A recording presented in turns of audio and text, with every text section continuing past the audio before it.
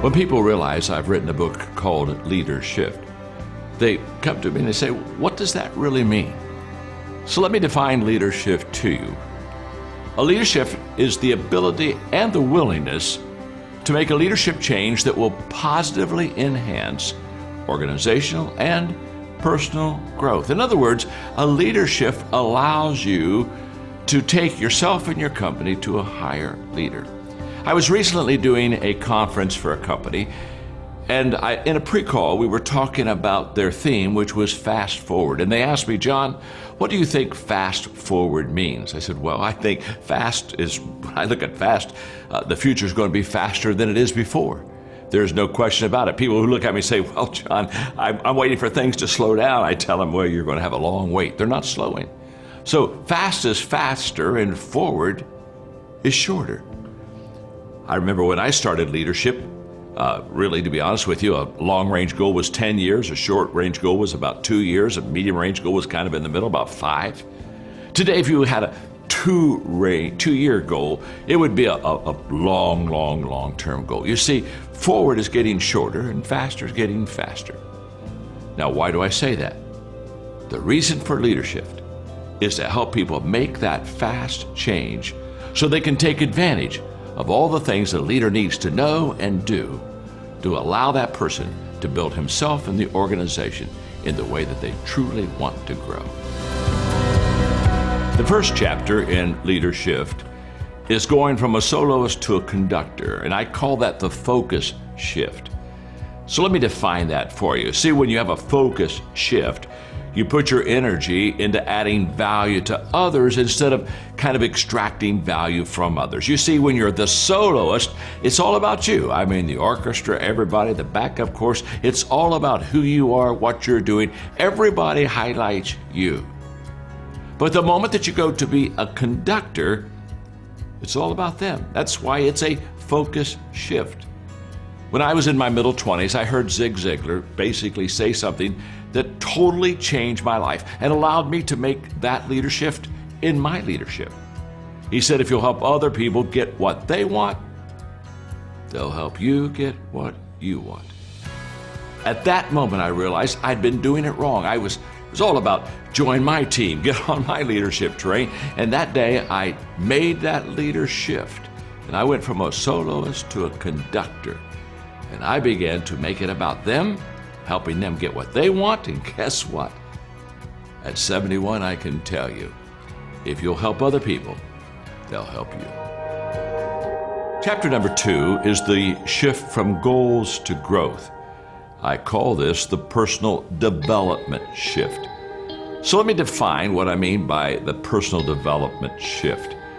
That's finding what fuels you on the inside in order to grow what's happening on the outside. Because goals are on the outside, growth is on the inside.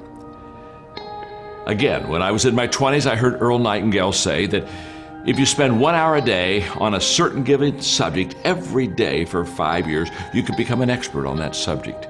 And I thought, wow, that's exactly what I want to do. I want to grow as a leader. So I said, I'm going to spend 1 hour a day, every day on leadership for 5 years. I'll be an expert on leadership. And off I went. And every day I studied, talked to leaders, asked questions, read on leadership, just did leadership every day.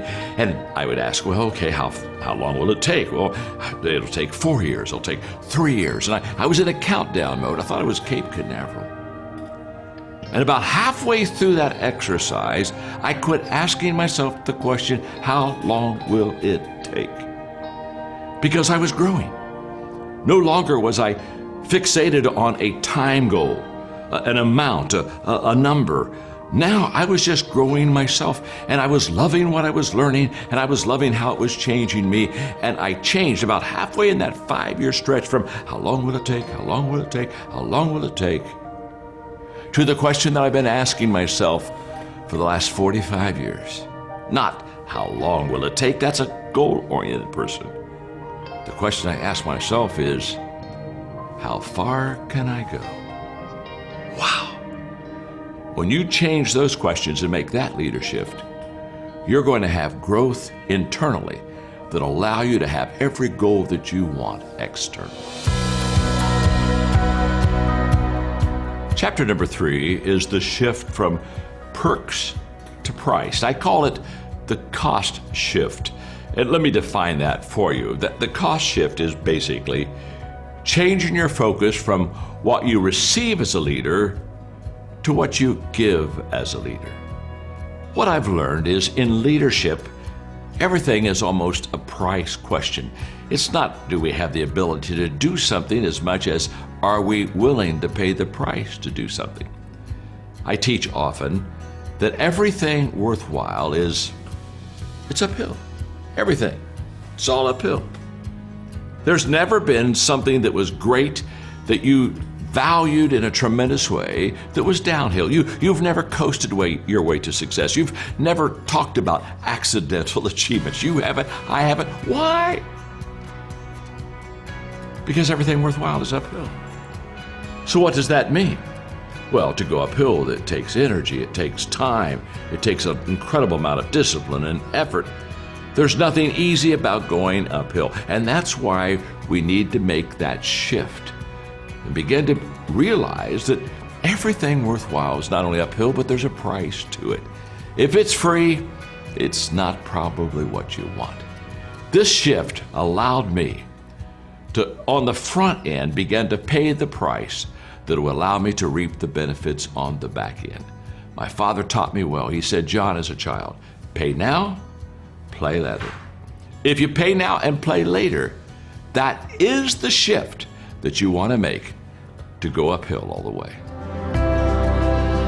Chapter number 4 talks about making the shift from pleasing people to challenging people. And obviously I would call that the relational shift, because it is all about relationships. So let me define what the relational shift looks like. It basically means that I'm letting go of my need for the affirmation of the people that I lead so that I can accomplish things with and through people. Now, this shift, of all of them in my book, was personally my most difficult, and let me tell you why. I grew up in a beautiful family, very close, and we were just quite relational.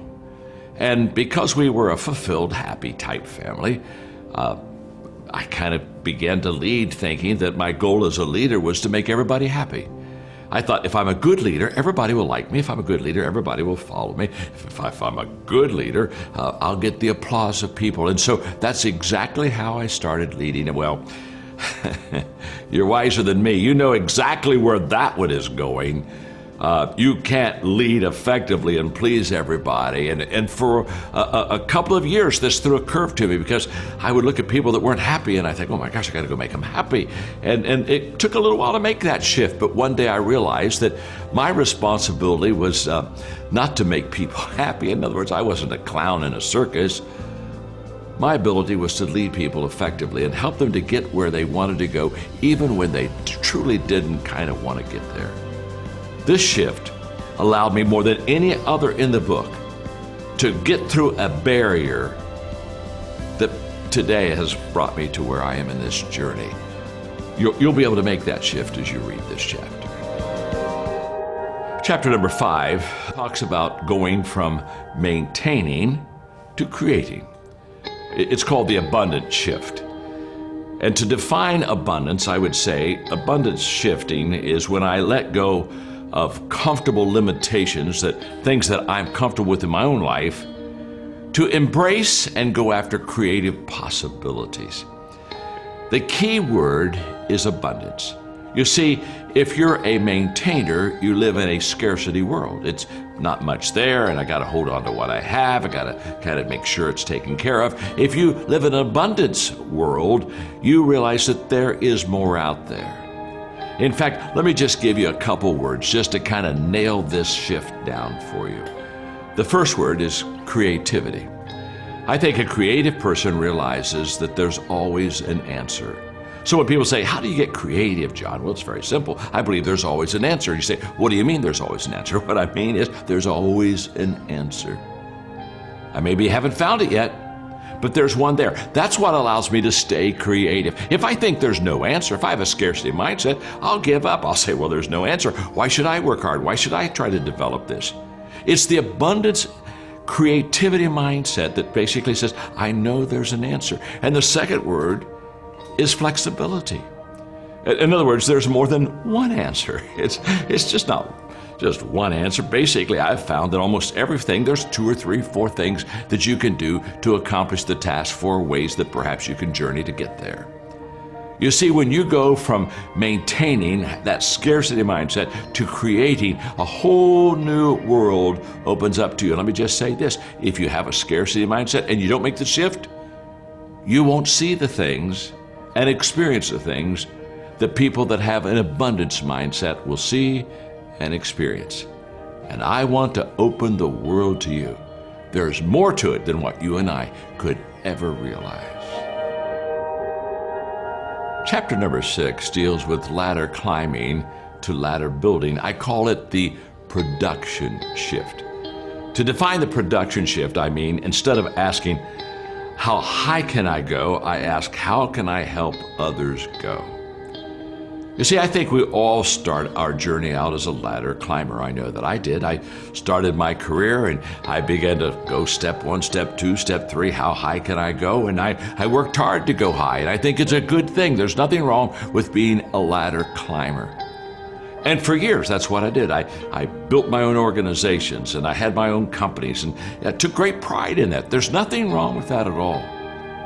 But to be honest with you, when you just do that, just ladder climbing, you're pretty much into addition versus if you go and make that shift to ladder building. Because ladder building is all about multiplication. Ladder building is where I look at you and say, hey, could I build a ladder for you? Could I help you climb that ladder? And I build another ladder and I want to help someone else climb that ladder. And all of a sudden, I begin to be an equipper. It's in equipping, in ladder building, that all the multiplication, all the compounding begins to happen in your life and in my life. I was very fulfilled climbing my ladder, but I've been much more fulfilled in building ladders for others because there's something more rewarding in watching the people you've influenced do well than even doing well yourself. Here's what I always say. You got to do well yourself before you can build someone else's ladder. Because credibility is, I've done it, so I can teach you how to do it. But the moment you can do it, then I encourage you to start building ladders. It will be a very fulfilling leadership life for you, I promise. Chapter number 7 is a shift from directing to connecting. I call it the communication shift. And I define this shift as, instead of telling people what you want, you seek to connect with others by finding common ground. You begin to ask questions. You begin to find out where they are. You see, as a director, I'm always wanting to tell and make sure everybody knows where I am. I'm the leader. But as a connector, I want to find out where you are. And I found that leadership, if you find them, you can lead them. But you gotta find them first. There's an expression in leadership that's very common. You hear it all the time. It's lonely at the top. Now, if you're saying it's lonely at the top, that's not because you're a leader. It's because you have some relational deficiencies in your life, and you probably need a therapist if you're really lonely.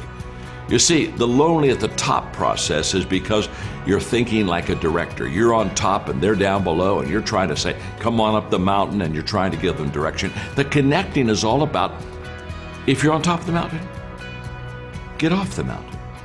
Walk down and go down to where the people are. Go down to the valley and slowly bring them with you. In fact, I tell leaders all the time, you have no business climbing any ladder unless you have people going up the mountain with you. That's the difference. That's the shift from directing to connecting. Chapter number 8 is team uniformity, shifting over to team diversity. Now, this is the improvement shift, and let me tell you why. The improvement shift is all about embracing the ways that diversity of thought and experience will increase your team's ability to succeed. In the beginning, I wanted everybody to be alike. And then I found out that, to be honest with you, if all of us are alike, we're really not helping each other. What I need is people maybe not to compete with me, I need people to complete me. That's what team diversity is all about. bringing people in, different ages, different backgrounds, different nationalities, people that can come and bring their expertise to the leadership table, and they can complete me. The number one question I'm asking the corporate community is the millennial question, where they're basically saying, how do we interact? How do we connect? How do we motivate millennials? And I share with them that the first step to work with the millennials is to truly value them, who they are, and what they can provide to you and for you right now. Not try to change them, but try to connect with them. You see, you can't change a person until you connect with them. You don't want to go correcting people. First, you want to start connecting with them. Then you can make the changes that are needed. Team diversity is so valuable. I have so many people around me, different backgrounds, experience. Most of them, of course, obviously much younger than me. And I look at them and I see what they're bringing to the table for me. And to be honest with you, I couldn't make it without them. And neither can you. So be secure. Secure people want diverse people around them. Insecure people, they want everybody to kind of be just a little bit less, but kind of like them. You want to live in that secure world and make that shift. It really will make your team a lot better. Chapter number 9 is the leadership that takes you and me from personal authority to moral authority. I call it the influence shift. And I define that by recognizing that having a title isn't the same thing as having influence. In fact, I define leadership as leadership is influence. Nothing more, nothing less. So how do we get that influence? Well, it begins with a title. It begins with the fact that we get a leadership position. There's nothing wrong with that. It's a good place to start. It's a very bad place to stay. Hopefully, as you lead, you'll do well. And you'll begin to engender trust, and you'll begin to get a following that you begin to influence, not because you have the title or the position, but because you are really adding value to them and lifting them, and life is better for them because they're on your team. The highest authority that you can receive as a leader is moral authority. It just trumps every other kind of leadership authority in the company. It takes a long time to get there. But what I teach people is this.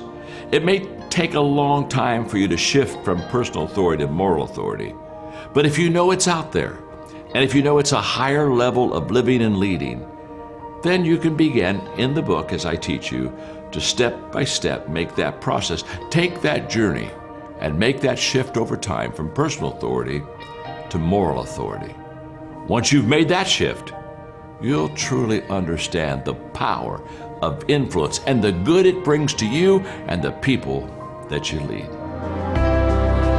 Making the shift from a trained leader, a leader that basically knows how to lead and follows leadership principles, to a transformational leader is one of the most important and most dynamic shifts that you can ever make in your life. I call it the impact shift. And the reason I call it that is because if you can make this shift, you will see impact multiply and compound like no other shift in my book.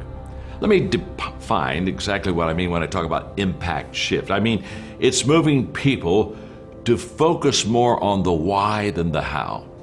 You see, transformational leaders, they are change agents.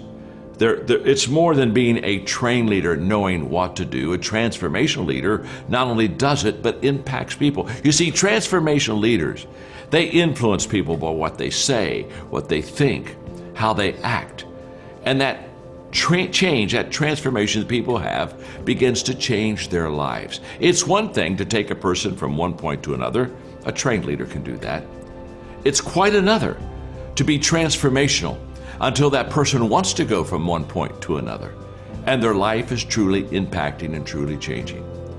I have an organization, Equip, and we trained 5 million leaders in every country of the world. And when we finished training those leaders, I looked at my board and said, we're not done. We now want to take those who know how to lead and bring transformation into their life, of wanting to lead and help people make that change that will make them truly transformational in their life and in their leadership. Once that happens, huge impact, unbelievable influence. It's a challenge, but you can get there. The last shift that I have in my book, Leader Shift, is from career to calling. And I call that the passion shift. And I define that as understanding that a job is just an instrument, but a calling is the fulfillment of your why. Well, let me just kind of talk to you about that for a moment. First of all, it's very good to have a career. In fact, I encourage everybody, find out what you love and go in it. Go after it. But when you think of the career, usually it's something that's building your life up. You're climbing up the ladder. You're trying to do a little bit more, make a little bit more money, get some advancements, and you kind of climb up that career ladder. And I watch a lot of people do that. And to be honest with you, when they get to the top, they're very disillusioned because they find that the ladder they've been climbing is leaning against the wrong building. A calling is all about purpose. It's not about advancing yourself as much as it is advancing a purpose, an idea that's bigger than you, bigger than anyone else. And you become passionate about that. You see, a calling is something that I feel deep within me. It's something that I feel, quote, called to. And here's the difference. After many successful years in a career, you can quit and retire and be very happy. A calling? I don't think so. Calling never leaves you. It's who you are. It's what you're passionate about. You wouldn't trade it for anything. I'm 71. I still work every day, but it's not work because it's what I love. It's what I'm called to do. It's who I am. If you ever can get over to the calling shift, trust me, you will be the most fulfilled person on earth.